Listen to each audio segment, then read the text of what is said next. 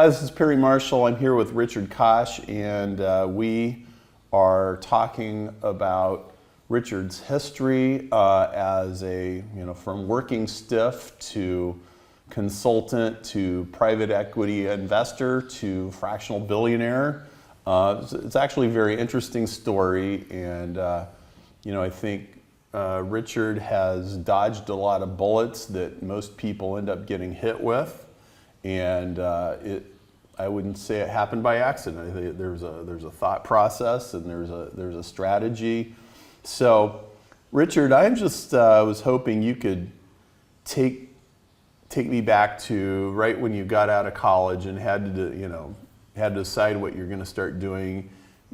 Give me a sense of the banging around in the pinball machine as you tried to figure out who you're going to be and what you're going to do, and some of the frustrations that. Okay, Perry. The pinball machine really started when I was working for the Boston Consulting Group, and that was perhaps the worst experience of my working life, but in many ways it was the best because it was the worst. And what happened was, and I got this fabulous job. I thought this was, I was made, and had a very interesting life. Was flying all over Europe. Based in London, doing work in Holland, doing work in Ireland, doing work in Germany, doing work everywhere. And it was fabulous, except for one thing. And the one thing was that they didn't think I was very successful at what I did. Yeah. Because BCG, the core value there is heavy duty analysis, and I'm not a brilliant heavy duty analyst. In fact, I'm no good at it at all. And so there was I, sort of, landed this, first really significant job in my life. And I was failing at it.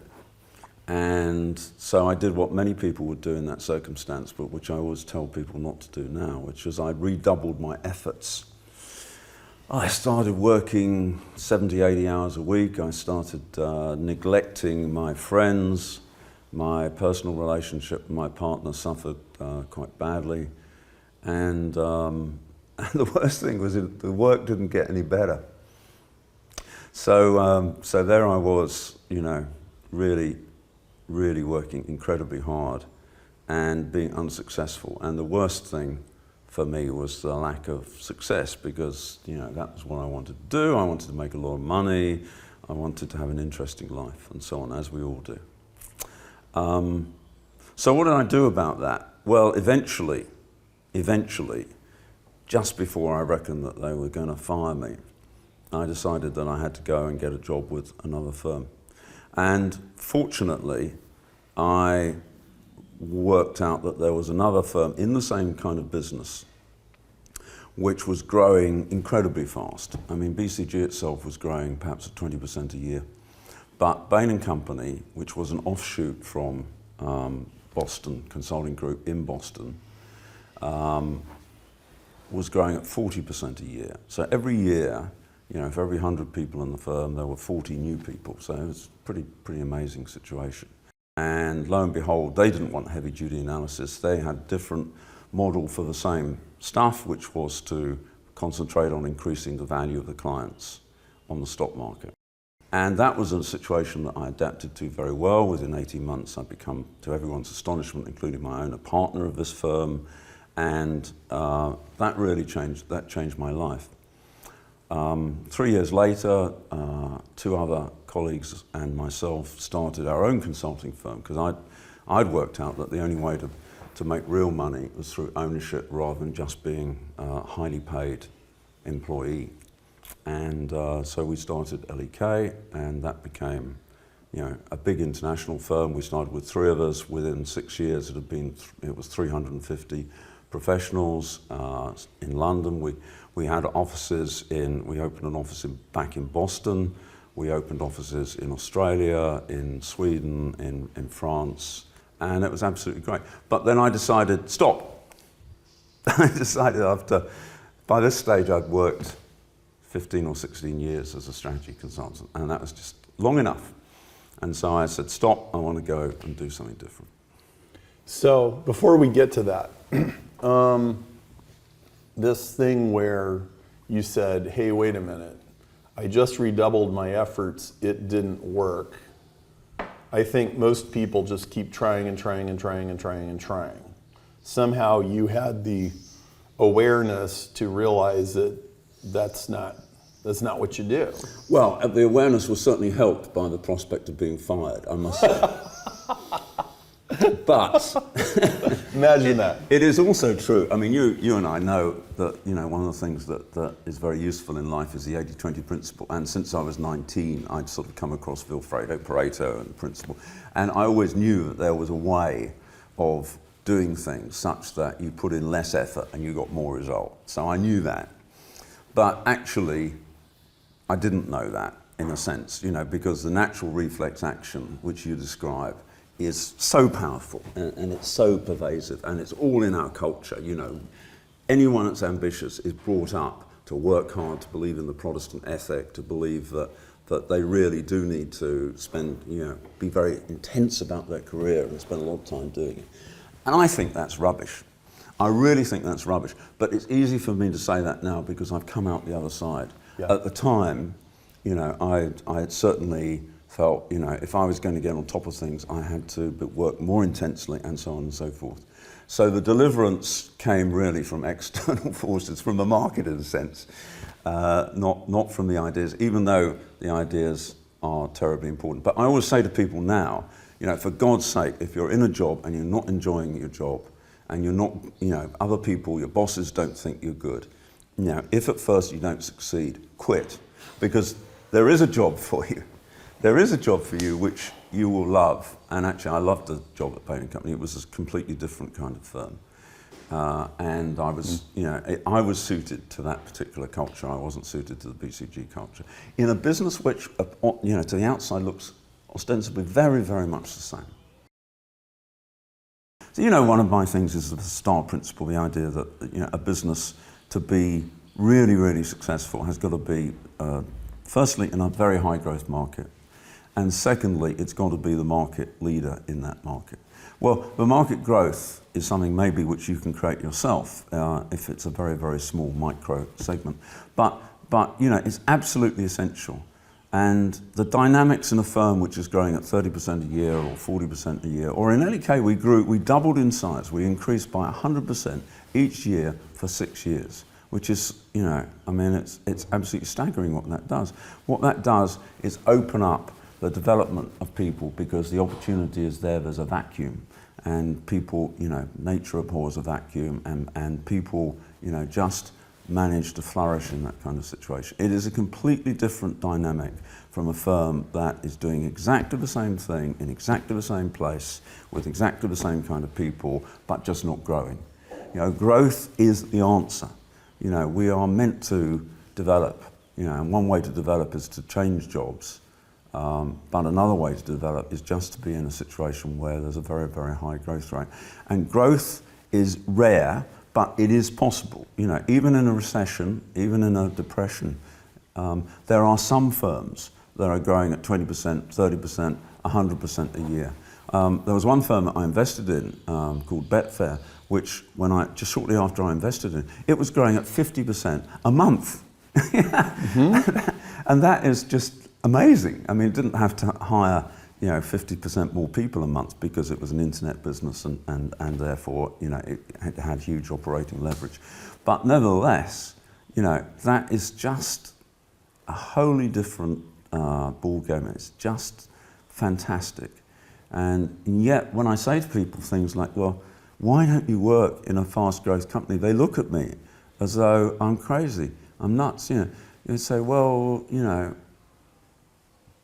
it wasn't important, or, you know, I didn't ask about the growth rate, or I didn't do any research. And I say to people, well, you know, it makes so much difference. And also you want to be in at the beginning of a company if you possibly can. But that's also highly correlated with high growth rate, because when you're very, very small, it's much easier to grow very, very fast. And it's just different. You know, you get stock options, which may become very valuable. You learn how to do things, you get confidence. And even if a firm isn't successful, you know, you just learn so much. And it's fantastically enjoyable. You know, it's so different. And people just don't appreciate that. I'm writing this book about simplicity, about how people simplify their businesses at the moment. And I must say it's the most difficult book that I have ever written, because I'm trying to describe how to do something which is actually quite hard to do, which is to make life easier for the customers, either because you have a dramatic reduction in price or because you make the thing easy to use, like an iPad, for example. I remember you telling me that your 3-year-old daughter can actually, with a little bit of help, play with the iPad, and that is fantastic. But can you imagine the engineering and the ingenuity which had to go into removing all the buttons and making the touch screen work and all those sort of things which make an iPad or an iPod actually, work so fantastically so fantastically well, and it's completely intuitive, but it's very hard to do that. Now, the point that I was trying to make was that actually, if you're telling other people to do things, you can actually think, well, actually, yeah, we really need to go there and there and there and there, and then you divide it up into tasks and you give it to the people to do. Whereas if you're actually doing it yourself, certainly if you're anything like me, you say, well, I don't really know how to do that, so I won't do that. But if you've got someone else to do it, then you can actually design the task and tell them. And it's completely different. So I think you need more sort of, it's very fashionable now to talk about collapsing layers in an organisation, but I do think you need different levels of expertise and so on. So what you're saying is that if you have difficulty with the details, this is actually an advantage, not a disadvantage, because it requires you to collapse and simplify the process, and you can write the specification for how the end result is supposed to be in demand. That's what you get, and then the geniuses who understand all the details will. Yeah, the geniuses who are really the sort of hard-working stiffs that you were talking about earlier. Yeah, 2 words: Bill Bain. 2 words: Bill Bain. Now, Bill Bain, I think, was the most brilliant strategist in the world, and this was a man who had never been to business school, who didn't understand the economics of strategy. The point was, because he wasn't interested in the nuts and bolts of the business, he was able to completely redesign the way that he did the business. And the way he did the business was by saying, there's a personal contract between the head of the company, and we will only work for a group chief executive. This is a tiny, tiny little company which sort of had the presumption, the chutzpah, to actually say, well, actually, we're not going to work for the head of this division. We're not going to work for the head of Europe. We're not going to work for the head of manufacturing. We're only going to work for the head of the whole shooting match, the president, chief executive, whatever. So at this time, it was quite usual for the largest consulting assignments to be $1 million a year or something like that. And Bruce said, no, there's no reason why it shouldn't be 10 million. There's no reason why it shouldn't be 100 million in a particular client. And, I remember talking about this with a McKinsey partner at one time, and he said, I don't know what you guys at Bain & Company do, but, how we were working for a small duplicating company in Tottenham at the time called Gestetner. And he said, it is rumoured that you are making several £million a year in consulting fees from this very unsuccessful small company called Gestetner. And, I wasn't going to say yes, but I sort of did some sort of movement like that, sort of saying, well, I'm not going to say yes, but you might be right. And he said, we would never presume to actually do that. How do you guys do that? And I didn't tell him the answer. But the answer was, if you were investing $1 million, say, in a consulting assignment, and that was leading you to strategic conclusions, which were very important, which would mean that you could make another $10 million profit out of that particular business. So you spend $1 million, you get $10 million back. Why wouldn't you want to spend $10 million the next year? Maybe you get $100 million back. That was kind of like the argument which Bill would get his partners, because he never did any direct selling himself after the first year or so. The script was perfect, and the script was wonderful because it was right. There are leverage points in every business, and at that time Bain & Company knew what the leverage points were, and BCG did as well, but they didn't really focus so much on what was going to work commercially. They focused more on what was the perfect strategy, which was a completely different mindset. But, you know, Bill looked at it the same way an entrepreneur would look at it. He looked at his business the same way that an entrepreneur would look at their business. And he would say, you know, what is it that we're selling? Where is it most valuable? And how can we structure it in such a way that we can make the most profit out of that? And the way he did it was, before Bain would work with a client, they would play hard to get. You know, they would, you know, this is a firm that initially was desperate for business, but they would play hard to get, and they'd say, we will not start to work for you unless you agree to this psychological contract. It wasn't written down, you know, but it was saying to him, so if later on the partner would propose some more work, you know, you finish an assignment, the next slide, not even in PowerPoint in those days, it was, you know, you had an overhead projector and they made them up with Letraset and so on. You know, the next slide would be next steps. And next steps was basically the commercial for the next Bain & Company study. And the next Bain & Company study would be like 2 or 3 times bigger than the last study. And they would try and get agreement there and then. And if a guy sort of balked and said, well, you know, I'd better go and consult with my head of strategy, very politely, but nevertheless very firmly, the guy would probably take the chief executive aside and say, you remember that conversation we had about not imposing an arbitrary limit? Well, you know, we don't want you to impose an arbitrary limit. You've got a great return on this. I can guarantee that if you do this study, your business will make far more money than the cost of the consulting. So then the chief executive would go back and say, I think we should do this. And it was just a wonderful formula. And as long as you performed for the clients, which Bain & Company did and still does, then it was a fantastic expansion formula, and that then meant that the business could grow fast, and that meant that all of the positive dynamics and the virtuous circle, which we were talking about higher growth businesses, could then carry on. And it was just, it was a time of my life, and it was just a fabulous thing to do.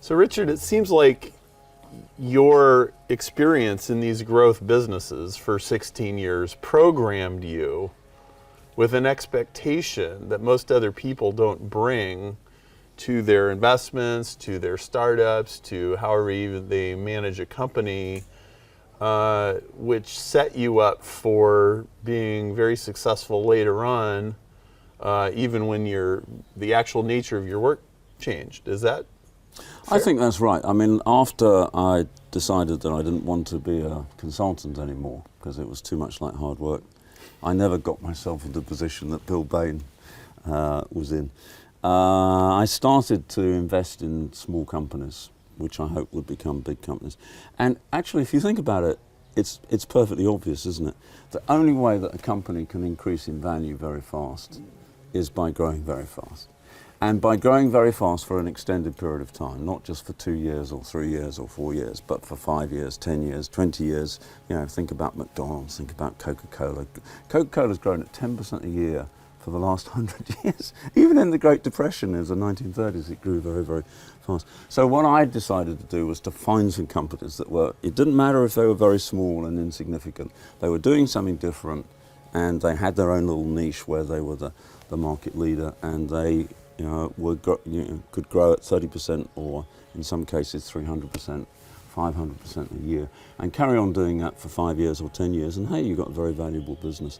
Every single business in America, in Britain, in Europe, in Asia, that actually is very valuable today, has gone through a period of exponential growth. You know, it may have been a long time ago, but nevertheless, it's gone through a period of exponential growth. And that is what you need to find, where it's, it's part of your point about the fractal nature of business, that, at some scale, it doesn't matter what the scale is, the same consistency of growth can be manifest, and gradually you move up the logarithmic scale and you become much, much bigger. So that's my simple investment philosophy, and I can't believe that it's so simple and obvious. But it's also very important for entrepreneurs, to realize that they're not going to go anywhere unless they can get that period of exponential growth. And the only way to do that is to do something different in a segment where you're the market leader, and in a segment where the market either is or can be made to grow very fast. And that's all there is to investing. That's all there is to making a fortune, in my view. And that's all there is to being an entrepreneur. So if you're stuck in a business, if you're an entrepreneur and you're stuck in a business and it's not growing very fast, then you need to rethink things, because you need a formula where you can grow fast. You need a market where you may redefine the market yourself, but you need a market which can grow fast for a period of time. And if you can get that and keep that, then you can have a great time. Now, so you have this pretty simple formula, and it's really a formula for finding needles in haystacks. Yeah, you could put it that way. Right? It's like, well, it has to fit this, and it has to fit this, it has to fit this. And I mean, truth be told, most companies and most businesses don't fit the formula. No, of course they don't. Most businesses are not in high growth markets, and most businesses are not the leader, because you only have one leader, occasionally two if they're the same size, but that's no good. You've got to be the clear leader. So you've got, maybe, 10% of companies are actually the leader, and maybe only 5% of companies are in a very high growth market. So you're talking about 1, 2, 3, 4, 5% of companies. But you're not talking about no companies. Yes. These companies exist. Yes. You've just got to find them or create them, and that's all there is. So yes, it's a very simple formula, and I didn't devise the formula, but I think I'm the only person who really believes in the formula to the same extent. Because I won't make an investment if it's not a star business. Sometimes you can be wrong about the definition of the market. You can think it's a defensible segment, and it isn't. So I'm not infallible with my investments. As you know, I made 16 investments in the last 20 years, 8 of which have been very successful, and some of which have gone bust, and most of which actually have never actually fulfilled their early promise. But 8 out of 16 is enough, to make a lot of money. And for the entrepreneurs themselves to make a lot of money. So you just have to, I will not invest in a business unless I think it's a star business. And sometimes it's a false star, it's not really a star. But you have to make those calls sometimes, and if you don't make those calls, then you can't get in when the company's really cheap to invest in. I think back to 2005, where tons of internet companies, and I don't just mean like internet, but I mean companies that had figured out how to use the internet to get traffic and so on, were just like growing like crazy. And at the time, a lot of people thought they were geniuses, right? When in fact they were fairly ordinary people who had just gotten into a growth market and a growth company. And what I was kind of conditioned to think about that was, yeah, see, you're not really geniuses, you just were in the right place at the right time, and sort of a self-condemnation in that. But there's another side to it, which is, if you're in the right place, you don't have to be a genius. Yeah, absolutely. Could you tell a story or two about companies that everybody thinks they were geniuses, and they had really just chosen the right place to set up shop? I think Filofax is a very good example of that. I mean, that was the first serious investment that I made. And this was a company which in the 1960s, late 60s and early 70s, and particularly in the early 1980s, was spectacularly successful. It wasn't a big company, but they made these personal organizers. You may not, many people may not know what a personal organizer is. It's not the electronic version. It's like a wallet, and inside you've got a ring binder and you've got papers which you used to organise your social life and your business life. Sort of like to- Franklin planners exactly, and that yeah, kind of exactly. thing. Yeah, You know, okay. so you have a calendar and you have, you know, maybe a map of the New York subway or the London tube and stuff, all stuff like that. Yep. So you carry this stuff around and you organise your life according to it. And for a time it became very fashionable and it was a very, very successful product. And the people who ran this company were in the right place at the right time. They made a fortune out of this business.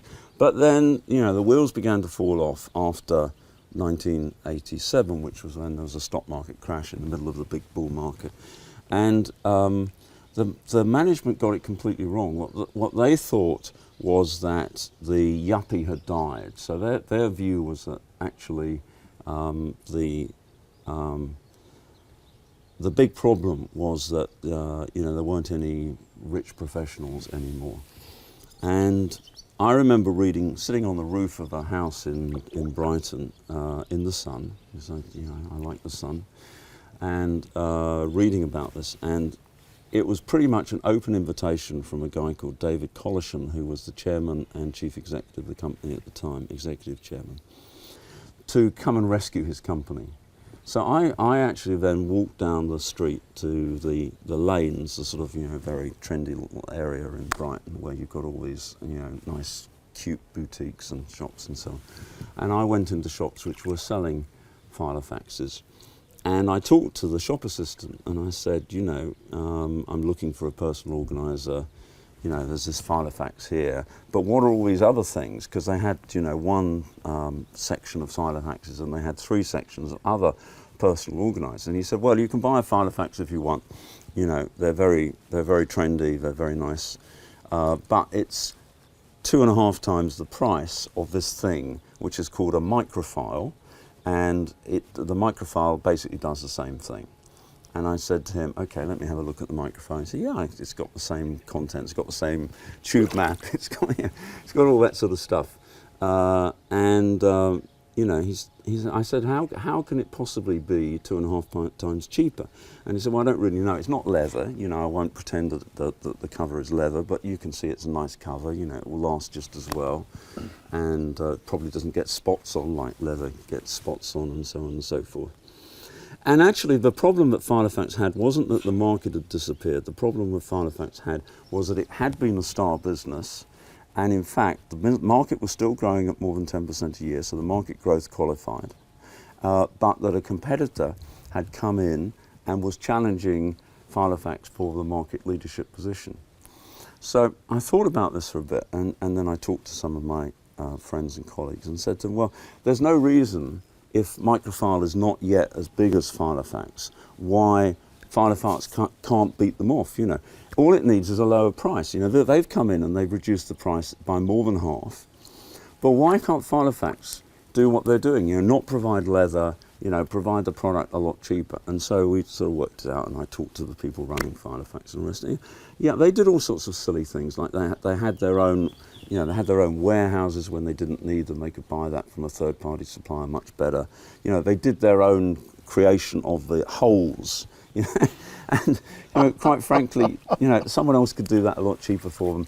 They bought their paper from the most expensive Scottish paper mills. They could buy them from Finland, you know, at half the price for the paper. You know, they didn't need to have the best British leather, etc., etc. So, you know, we managed to redesign the product. We halved the price, so it was a little bit more expensive. It was still sold at a 15% price premium to the competing product, microfile.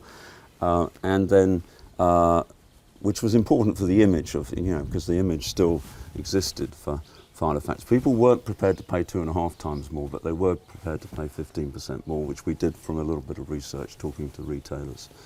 Within 3 years, we had 4 times the volume that we had before. And therefore, our revenues actually went up, even though our price was cut in half. And, you know, that was the first of my investments, and it went probably the only one that went completely according to plan. One of my other investments was a company called Betfair, which invented person-to-person betting. So it was an electronic betting market rather than the traditional system where the bookmaker sets the odds. And it wasn't the difference between online and offline, because the bookmakers had their own online businesses, but it was actually making good use of an online thing where you can actually have people setting the odds. You don't need the bookmaker to do it for you. So someone says, I will place this money at these odds, and someone else comes into the market and says, yes, I will accept that, or not. Or I post my own odds, which, you know, if you make the odds just a little bit better, I will have a bet, but I won't at these odds, and so on and so forth. So this was a business that was growing at 50% a month, etc. when I invested. It was a tiny company. I invested £1.5 million, so just over $2 million in this company, and I bought 10% of the company. It had been going for about 6 months. I wasn't the founder or anything like that, but you know, I thought, well, you know, it's growing very fast, and it's created this niche of the betting exchange, which is definitely a different business, different economics, different way of organising, different technology, different operating costs, far lower cost way of doing the thing, and far lower price, because the commission that they charged customers was about 15% of what effectively the equivalent was from bookmakers when they set their odds. So, you know, you could have a situation where you were coming in and you were charging people 87.5% less than they were paying before. No wonder anyone who was seriously price sensitive would actually go to this company. When I invested, it was tiny, but it was growing very fast. It was obvious to me. So what should the big bookmakers in Britain, you know, the big three companies as they called them then, Ladbrokes, Coral, William Hill, what should they have done? Well, it's obvious. You know, they should either have had their own betting exchange, which might have been a bit difficult because it was a little bit clever the way, but they could have worked it out. You know, this company started with $2 million capital, you know, and then, you know, basically I put in my $1.5 million, and it never needed any more capital because it came cash positive pretty soon after this. So the big bookmakers could have worked it out. But the more sensible thing for them to do would probably have been to buy this company when it was really cheap. Yeah. Yeah. So, you know, it was capitalised at £15 million. You know, they could have bought it for maybe 25, 30 million pounds. I'd made double my money, and not quite, but I would have said, yeah, that's a great investment. When it floated on the stock exchange a few years later, it was valued at 1.3 billion pounds.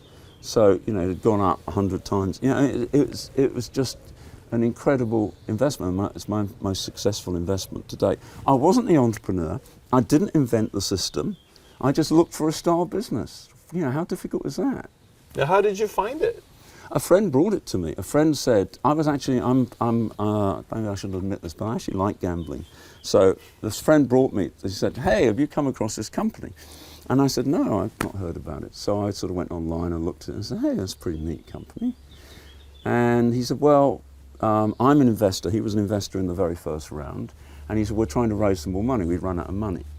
And so, you know, are you interested?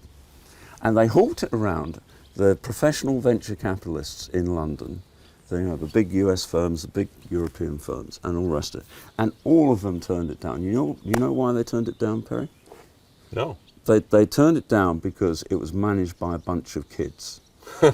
And to be perfectly honest, the kids didn't know what they were doing. So the venture capitalists were, venture capitalists have got this mantra which says, there's three things important in a young business: people, people, and people.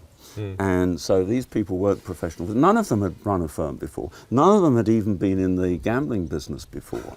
So, they were just friends of the guy who invented the system and people that they'd picked up from here, there, and everywhere. And they were, they didn't do a terrible job, but they certainly weren't highly professional in what they were doing. And so, I said, the management might need strengthening, but that, the idea is so good and the positioning is so good, and it's a bloody great star business in a hugely growing segment of the market. So why shouldn't I invest in that company? And so, not one venture capitalist would invest in this company, which is why they were desperate, which is when I came along and said, I'll invest £1.5 million, which is what they needed to keep going until they reached break even, and that was true. They could reach break even after my £1.5 million. And I got 10% of the company. Fabulous. Wow, so star principle is fractal, which means that it applies on every scale, okay? Yep. So you can apply it to, hey, I just got out of college, I need to find a job. So I'm going to find a job at a company in a growing market that's a leader, right? Even if it's just working in the mailroom, as it were, right? Or STAR principle could apply to which of our 5 products are we going to really push this year, right?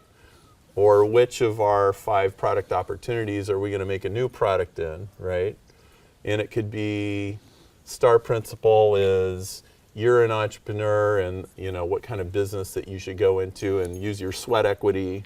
And it's also which business you buy stock in. Yep. Yep. Public or private. All of the above. I mean, I always say to people, why would you work for a company that wasn't a STAR?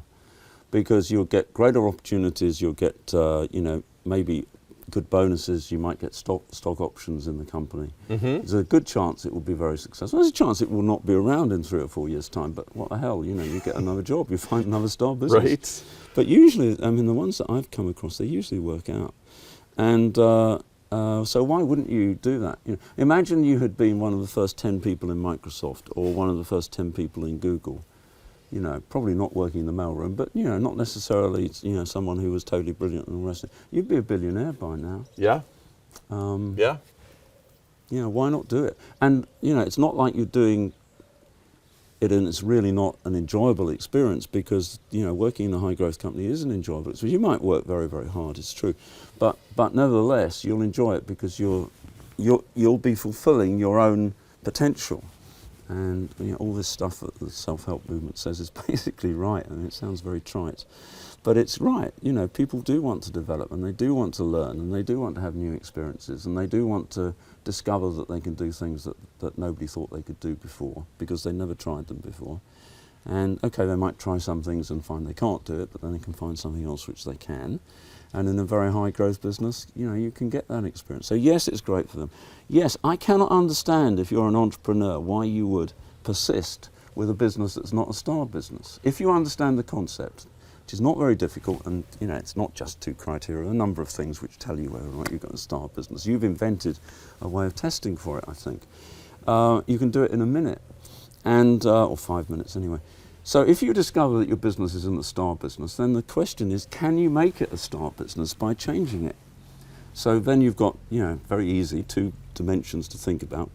Can you increase the market growth rate in the business? Well, one of the other things writing this book called Simplify that I've discovered is that a lot of the success stories in American and European and Asian business are actually from people who come along and say, you know what, we could cut the price in half, or we could more than cut the price by half in this business. So you think about McDonald's, you used to have hamburgers. When McDonald's set up, a hamburger cost 15 cents in 1948.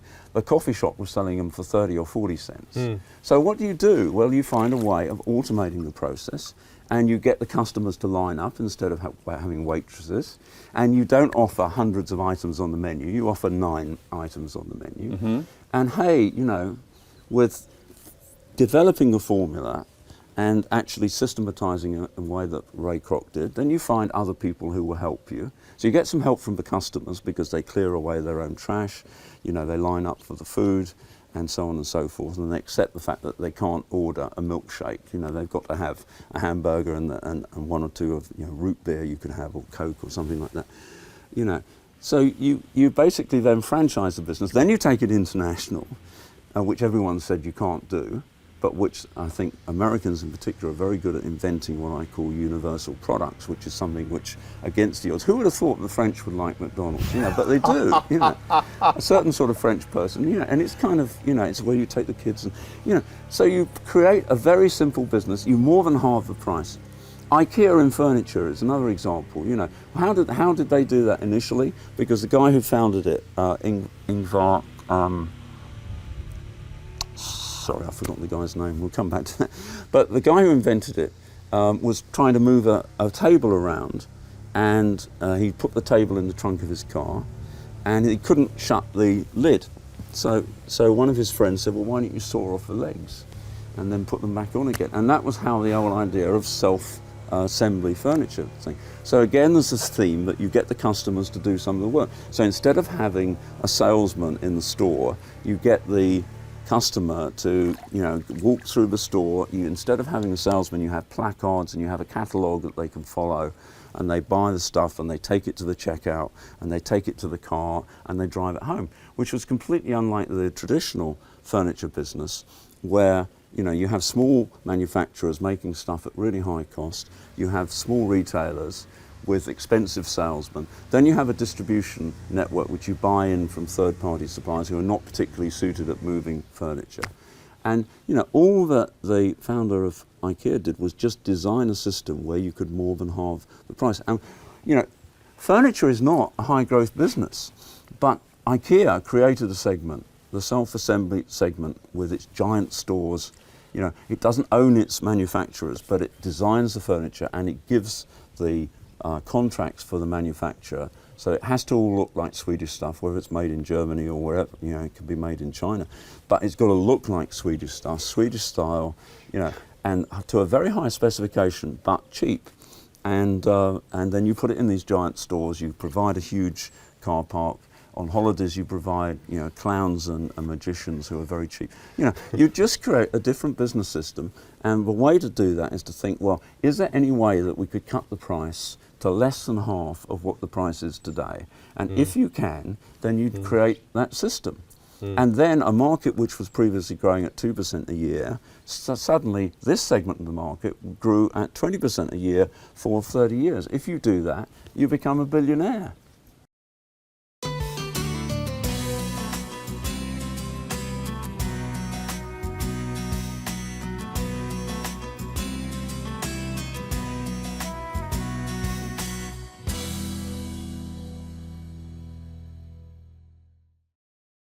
So Richard, many times, having been to lots of seminars and lots of trainings, I think a lot of times, getting people to come to things is like the art of making it sound really easy and really simple, and then somewhere along the way there's the switch where, so here's where the PhD dissertation comes in. And you won't really mind it very much. It only takes 5 years, right? Yeah. And then you're feeling like, oh, I fell for it again. Can you explain why your approach to business really is, well, how is it different from that? Well, I'm trying to isolate the principles which are simple and clear and which describe why a small number of businesses are very successful and the large majority of businesses are pretty mediocre or unsuccessful. And in doing that, I'm trying to simplify my experience. And the truth is that I live this way. I mean, this is, I follow these principles. As an investor, I don't invest in something that's not a star business. And what that means is that I can take an investment proposal from somebody, a one-page proposal, because I can't be doing these huge decks that people produce. And it's either obvious to me that I should invest in this business, or it's obvious that I shouldn't. Or perhaps I restate that slightly. In the great majority of cases, it's clear that I shouldn't be investing. And then sometimes you get it right away. Sometimes you need to ask a few questions because they might not tell you how fast the market is growing and things like that. So you ask the questions and then you come to the answer. But if it's not obvious, I don't invest. So that's a very, very simple procedure. In terms of helping entrepreneurs, sometimes you do need to probe, and there's the issue of segmentation, which is, how is your business really different from another person's business? And it's a simple idea, but it's not a totally obvious idea. So, for example, if you decided that you would set up as a automobile manufacturer and you painted all your cars red, and you said, hey, I'm the only person in the world that only makes red cars, you could say that's a differentiation, but obviously it's not a defensible segment because there's no economics behind that, which make it cheaper for you to make red cars rather than all the other cars. Although to start with, actually, Henry Ford, decided to make everything black. He didn't do it at first. He did it actually in 1913, and that was because the only paint which would dry fast enough to keep up with his assembly line was Japan black paint. So in that case, it was true that black cars actually were a separate segment because it was all part of the mass manufacture rather than batch production of cars. So there are some sort of subtle things that you need to probe. and you need to ask the questions, but the answers to the questions are absolutely clear, and the principles are absolutely clear. And I am a great simplifier myself, and I make no apology for it. You know, I don't think business success is complicated, and that sounds very presumptuous and thing to do. But I didn't invent these principles. You know, I didn't invent the STAR principle. I didn't invent the 80-20 principle. All I do is realize that these things are so fabulously powerful that if you run your business and your life according to these principles, it somehow becomes a lot easier. And of course, you know, I mean, the difficult things about life are not making money. You know, I mean, I think making money is a relatively simple. Difficult things are personal relationships, and I haven't produced a way to simplify personal relationships, and I suspect you just can't do that. But some things are easy, and I happen to think business is one of those. Investment is one of those. Being an entrepreneur, it's difficult to run a company because you've got all the human dimensions, but it ain't difficult to set the strategy. That's my strong belief. So if you think that you're going to get the PhD thesis, you know, you're going to be disappointed because I don't do PhD theses. I do things that are simple. And what you're really about is enabling your listener, your reader, your client to see what is right in front of them that is not obvious. Yeah, exactly. And you know, many people say to me after I've been talking, well, you know, now you put it that way, it is obvious, you know. Mm-hmm. You know, and I say, yeah, it is obvious. I had one of those moments yesterday, and I was expressing some frustrations. You know, like, well, you know, Perry, and you went into like, you're not drilling deep enough in, you know, this thing right here, and maybe this other thing right here. You could drill miles deeper and get. Very often people have got opportunities in front of them that they're not, you know, they're sort of aware that this is a cute idea. But, you know, I always say to people, could it be a product that you could sell lots of? If you standardized it, if you sort of, you know, took the ornate edges around, you know, and you made, you know, this chair's, you know, not the simplest chair, but could you actually, instead of having a curve here, could you do that? Instead of making it out of metal, could you make it out of plastic? And, you know, it's you know, and if you run with a really powerful idea, you can standardize that idea. Well, maybe you could be selling 100 times what you're selling. You know, maybe you sell some of this particular product, but you don't call it a product. I always believe in products. I always believe in saying, you know, we're going to make one thing, this is what it is, and it's so good that we're going to sell hundreds of thousands of these things.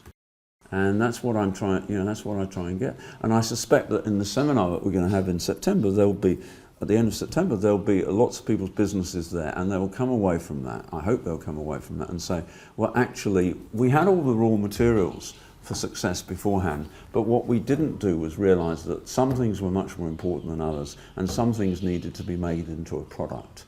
And then you might end up with a star business where you had something which wasn't a star business before, for example. You know, a lot. You learn more from watching what people do than listening to what they say, yes. Right?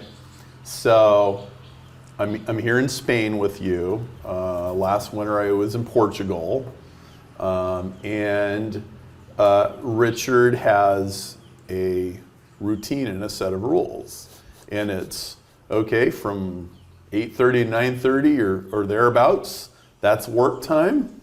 And then after that, it's bike ride time. And after that, it's, you know, get something to eat. And then after that, it's writing the books and kind of creating the art, which for you is not a business. It's more of a... It's a hobby. It's a passion and a hobby. It's right? What I do because I like doing it, yeah. Yeah, you know, and then late in the afternoon, it's a walk with the dog Talker, right, on the beach or down the trail or whatever. And like this is like Richard does not change that routine when he's got a I got to go out on my bike bike ride very shortly, actually. Right? Before it gets too hot. Right, and we're it's like, okay, we're almost done now, right, Perry? Yeah, like, we're almost well, I done. didn't think we were almost done. I guess we are. But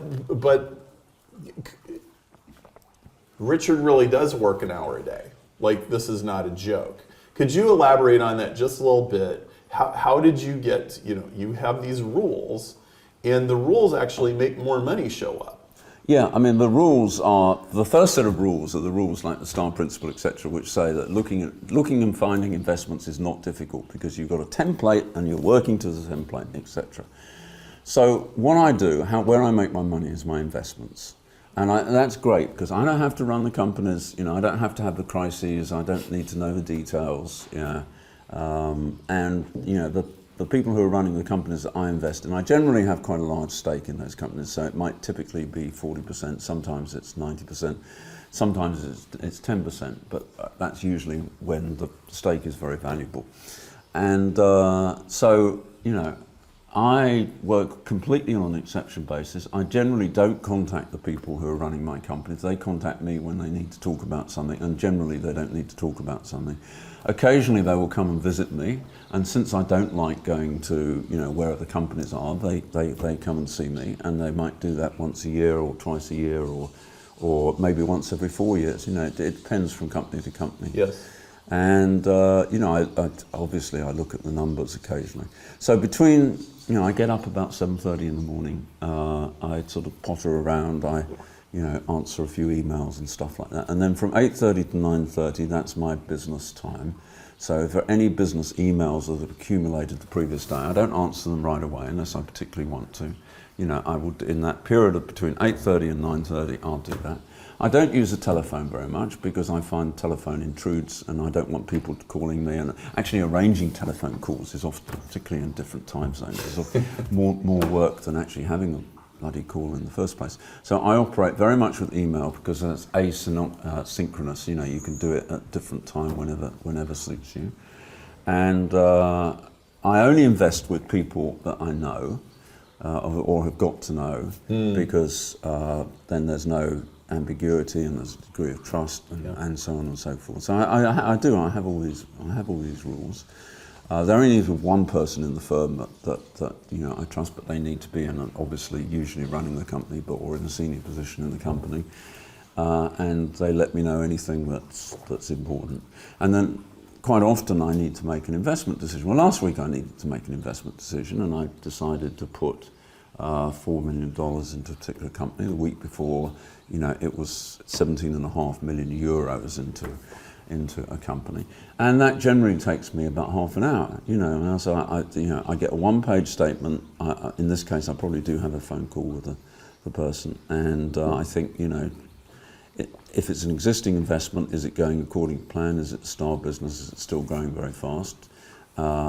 And then I say, how many times do I think my money is going to be multiplied as a result of this investment? And if it's less than 5 times, I don't even consider it. If it's sort of 10 times, then that's getting towards where I'm interested. But if it's more than 10 times, I'm definitely interested. So again, you're absolutely right, Perry. I never really thought about it this way. I have got loads of rules, but they're very simple rules and they're very quick. So I don't even need to think about it. I just say this. Is it fine? So by 9:30, I've done my day's work. That's fine. And emails may come in later in the day, and unless the email is absolutely, amazingly exciting, then I'll answer at 8:30 the following morning, and that's fine. Or I go away for days. I quite often go away for days at a time. I usually take my computer with me because it's very light these days, but that's mainly because I want to have access to Twitter and the outside world and so on and so forth, not because I want to work. I'm a free agent, and I do have these. I'm very lucky. I live in nice places, and I've got nice friends who come and visit, and I've got a beautiful dog, and I've got a very nice partner, and that sort of. Life is quite sweet. Occasionally things go wrong, but they're not business things that go wrong, I can tell you. Yeah. Last question. This conference we're doing is not for everybody. No, certainly not. We don't want everybody. Who's it not for?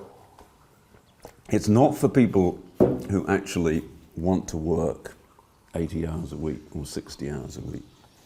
And isn't it true people say they want to work 20 hours a week, but they really want to work 80? It's often true. It's often true. You call it hamster wheel, and some people are just hamsters and they want to continue being hamsters. Now, I don't in any way want to say that it's an easy transition to make from working 9 hours a day to working 1 hour a day. And some people want to work 8 hours a day, fine, let them continue working 8 hours a day, but they're not going to learn much that's very interesting. If people are absolutely happy with the way their business is running and they've got a formula which is working for them, then obviously why would you want to come to a seminar like this? But if you've got a business which you think is not maximizing its potential, or if you're someone who's running a business and you want to have more free time and you want to begin to craft a life which you can have, which does other things and gets other people to do the hard work, and you do the thinking and you do the the really creative value added, which is often just following these very simple principles and looking for new businesses, then people should come along. But if if you really want to be a working stiff forever, then you're wasting your time and money. Okay, well, very good. Richard Koch. Thank you very much, Perry. Thank you for Southern your questions. Spain. Yeah. Great to spend the day with you. Yeah, and I'm off on my bicycle. Okay. Okay. Okay. Thank Thanks you, very sir. much. Thank you.